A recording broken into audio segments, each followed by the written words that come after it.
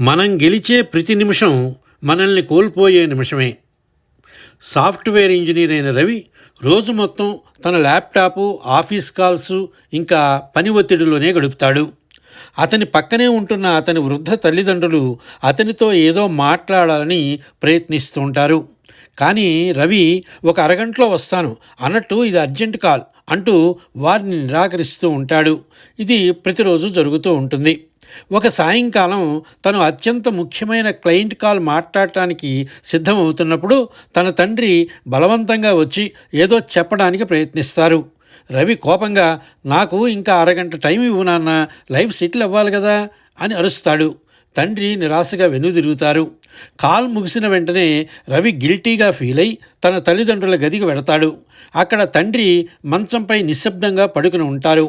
Doctor వచ్చి, ఆయన ఇప్పుడే కన్ను మూశారు, ఆయన మీకు ఏదో చెప్పాలని చివరి అరగంటగా ప్రయత్నించారు అని చెప్తారు. రవి నిర్ఘాంతపోతాడు. తండ్రి తన కోసం వ్రాసిన చివరి లెటర్ని చదువుతాడు. అందులో, బాబు, మాకు కావలసినది ఆస్తిపాస్తులు కాదు, నీ సమయం. నువ్వు బిజీగా ఉన్నావని తెలుసు, అందుకే ఈ లోకంలో నాకు మిగిలి ఉన్న అరగంట నీతో మాట్లాడాలని ఆశపడ్డాను అని ఉంటుంది. రవి కన్నీళ్లతో తాను ఏ నిమిషం కోసం తన తల్లిదండ్రులను దూరం చేశాడో ఆ నిమిషమే తన జీవితంలో అత్యంత విలువైందని గ్రహిస్తాడు. బాగుంటే లైక్ చేయండి.